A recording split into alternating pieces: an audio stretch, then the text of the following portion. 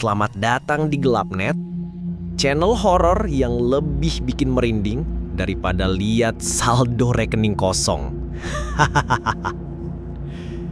Pernah nggak sih lo mikir, kenapa ada orang yang tiba-tiba kaya mendadak? Bukan sekadar kerja keras, bukan sekedar hoki, tapi ada jalan lain yang gelap, misterius, dan penuh resiko. Malam ini, gue bakal bongkar cerita-cerita pesugihan paling serem di Indonesia. Dari Gunung Angker, legenda ular mistis, sampai ritual modern yang bikin merinding sekaligus mikir dua kali. Tapi ingat, jangan nonton sendirian. Soalnya siapa tahu ada yang ikut nonton bareng lo di kamar.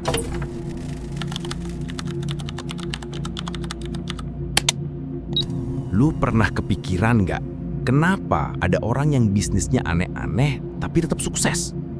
Kayak jualan warung kecil, tapi rumahnya kayak istana. Atau dagang receh, tapi mobilnya gonta-ganti. Orang kampung gua dulu suka bisik-bisik, katanya ada yang main ke Gunung Kawi. Dan percaya nggak percaya, dari situlah cerita pesugihan paling legendaris di Indonesia dimulai. Gunung Kawi ini ada di Jawa Timur. Buat sebagian orang, ini tempat wisata rohani. Tapi, buat yang ngerti jalur gelap, Kawi itu kayak pasar malam mistis. Ada cerita, kalau lo rela ngalap berkah ke sana, siap-siap ada kontrak yang gak bisa lo putus. Dan bayangin, kontraknya bukan sama bank, tapi sama makhluk yang gak kelihatan. Sekali lo teken, sekali lo ikut, hidup lo udah gak bakal sama lagi. Dan biasanya ada yang harus dikorbanin. Bukan cuma duit, tapi bisa jadi orang terdekat lo sendiri. Gua ceritain satu kisah nyata yang sempat rame di daerah Malang. Ada seorang pengusaha, sebut aja namanya Pak Hadi. Dulu dia cuma pedagang biasa. Usahanya sering rugi dan keluarganya hidup pas-pasan. Sampai suatu malam, Pak Hadi tiba-tiba pamit ke istrinya. Katanya mau tirakat di Gunung Kawi. Istrinya kira itu cuma ritual doa biasa. Tapi yang gak dia tahu, malam itu jadi titik balik hidup mereka. Beberapa bulan setelah tirakat itu, usaha Pak Hadi meledak. Warung kecilnya berkembang jadi toko besar, terus naik level jadi punya banyak cabang, uangnya ngalir deres, sampai anak-anaknya sekolah di luar negeri. Tapi orang kampung mulai curiga. Soalnya tiap tanggal tertentu Pak Hadi selalu pergi ke Gunung Kawi. Dan anehnya, setiap kali dia pulang, selalu ada kabar orang di kampung yang meninggal mendadak. Kadang tetangga, kadang saudara jauh, bahkan pernah hampir keluarganya sendiri. Katanya itu adalah tumbal, bagian dari perjanjian gelap yang udah dia buat. Semakin kaya, semakin besar juga yang harus dikorbanin. Dan kalau lu pernah dengar tentang pohon Dewan Daru di Kawi, orang percaya kalau jatuhnya daun dari pohon itu bisa bawa hoki. Tapi ada yang bilang, di balik daun itu ada roh-roh yang lagi nunggu giliran buat ditukar dengan kekayaan manusia. Suatu malam setelah bertahun-tahun kaya raya, Pak Hadi pergi lagi ke Gunung Kawi. Tapi kali itu, dia nggak pernah balik. Orang bilang dia hilang di tengah ritual, ditelan hutan, ditarik masuk ke dunia gaib yang udah lama dia bikin kontrak. Ironisnya, beberapa hari setelah dia hilang, bisnisnya langsung ambruk. Asetnya disita, anak-anaknya balik ke Indonesia tanpa harta, dan keluarganya hidup dalam ketakutan. Orang kampung cuma bisa ngomong, itulah harga dari pesugihan. Kaya bisa instan, tapi bayarnya juga instan, dan gak pernah ada yang menang lawan setan. Jadi, sekarang gua mau tanya ke lo, kalau ditawarin kaya mendadak lewat jalan gelap, lu berani ambil gak? Atau mending susah-susah dulu, tapi hidup lu aman sampai akhir? Kalau menurut lu gimana? Tulis jawaban lu di kolom komentar.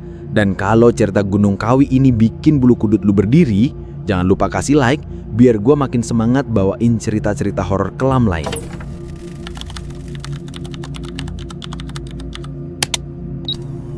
Lo pernah dengar gak?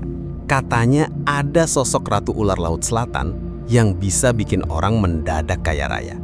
Namanya Nyi Blorong. Buat sebagian orang, dia dianggap legenda. Tapi buat sebagian lain, dia nyata banget. Dan katanya, kalau lo mau cepet tajir, lo bisa datengin dia. Tapi ingat, setiap duit yang lo dapat bakal ada harga yang lebih gede dari sekedar angka di rekening. Ceritanya gini bro, pesugihan Nyi Blorong itu gak main-main.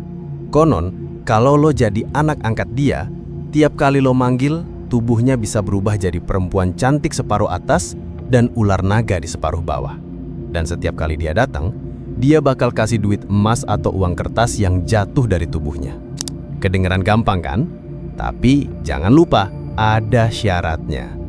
Syarat itu biasanya gak tertulis, gak ada kontrak kertas, tapi lo bakal tahu lewat mimpi atau bisikan gaib. Dan biasanya, syarat itu nyambung ke nyawa orang yang paling lo sayang. Di sebuah desa di Jawa Tengah, ada cerita tentang Mas Roni. Dia dulu cuma pekerja serabutan, gajinya pas-pasan, hidupnya selalu penuh hutang. Sampai suatu malam, dia nekat pergi ke pantai selatan buat ngalap berkah. Di situ, katanya dia ketemu sosok perempuan cantik luar biasa. Bukan cantik biasa-biasa aja, tapi cantik yang bikin lo merasa kalau dunia berhenti. Itulah Nyi Blorong.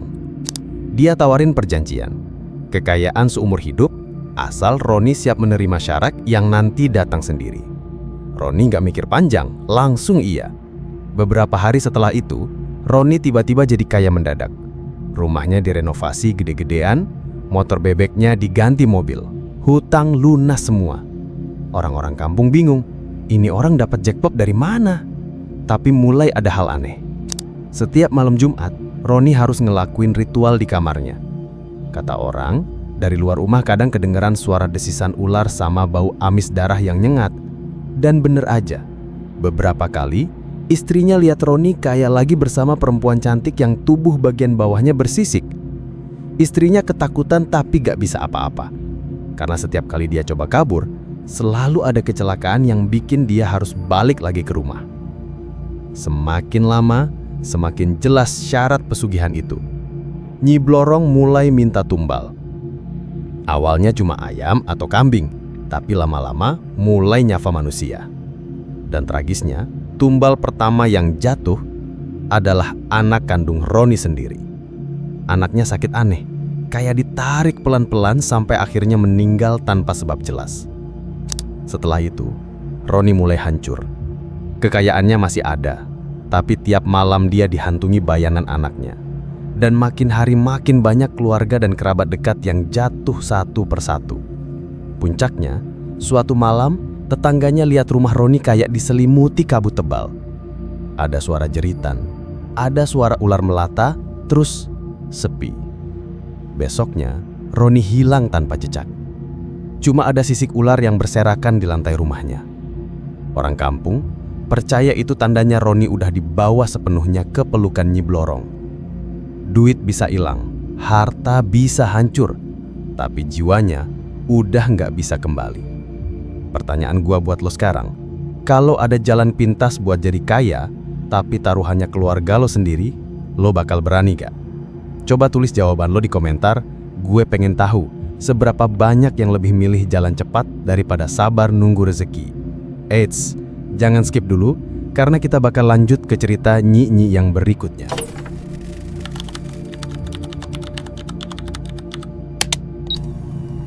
Lo pasti udah sering denger kan soal Nyi Roro Kidul, Ratu Laut Selatan yang auranya udah melegenda banget.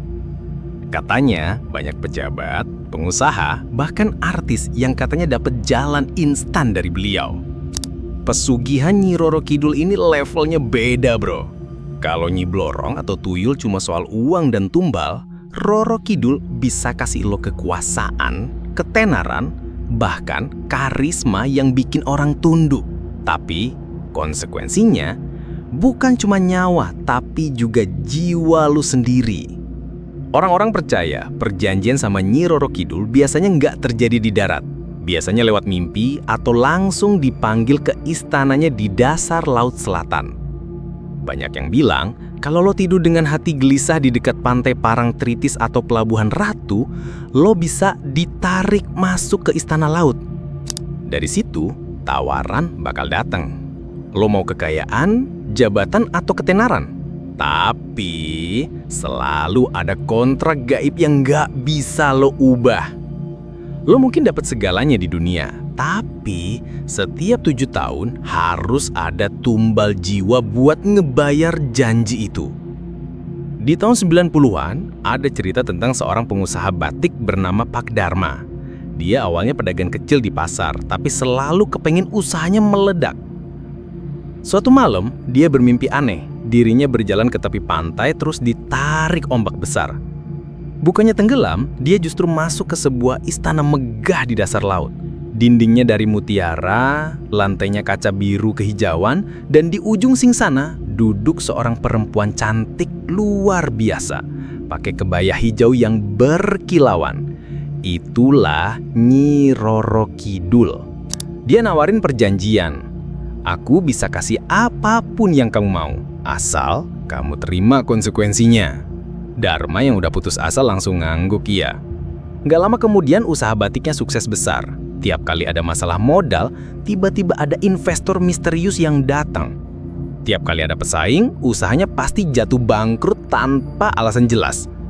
Bahkan, Dharma dapat penghargaan dari pemerintah.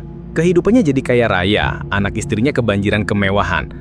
Tapi, ada satu hal yang nggak bisa dia hindarin. Setiap malam Jumat Kliwon, dia harus tidur dengan baju hijau di kamar khusus yang udah dia siapin. Katanya, itu waktunya nyetor diri ke istana Nyi Roro Kidul. Kalau dia coba kabur, mimpi buruk, kecelakaan, bahkan sakit aneh selalu ngehantam keluarganya. 7 tahun berlalu dengan cepat. Dan benar aja, saat tahun ke-7 datang, anak sulung Dharma tiba-tiba jatuh sakit parah. Dokter nggak bisa nemuin apa-apa, tapi kondisinya terus menurun sampai akhirnya meninggal mendadak. Sejak itu, setiap 7 tahun sekali selalu ada anggota keluarganya yang meninggal tragis. Istrinya kecelakaan di jalan tol, adiknya mati tenggelam, sampai akhirnya tinggal Dharma seorang diri. Tapi, anehnya, bisnisnya nggak pernah jatuh. Rumahnya makin megah, rekeningnya makin tebal. Cuma, dia hidup sendirian, nggak punya siapa-siapa lagi. Orang-orang bilang, itu harga yang harus dia bayar. Dia punya segalanya di dunia, tapi kehilangan semua orang yang dia cintai. Dan menurut gosip, sampai sekarang, kalau lo lewat rumah tua Dharma di kota kecil itu, kadang terdengar suara perempuan ketawa. Katanya itu suara Nyi Roro Kidul yang masih menjaga kekayaannya. Wih, serem banget kan cerita-cerita tadi? Dari pesugihan Gunung Kawi, Nyi Blorong, sampai Nyi Roro Kidul, semua punya benang merah yang sama. Lo bisa dapetin apapun yang lo mau, tapi ingat, nggak ada yang gratis di dunia ini. Apalagi kalau udah berhubungan sama dunia gaib. Tiap janji pasti ada harga. Dan harga itu seringkali lebih mahal dari yang lo kira. Mau duit, mau kekuasaan, mau ketenaran, kalau tumbalnya nyawa orang terdekat, masih berani lo ambil. Kita hidup di era serba cepat, bro. Semua orang pengen instan, semua orang pengen shortcut.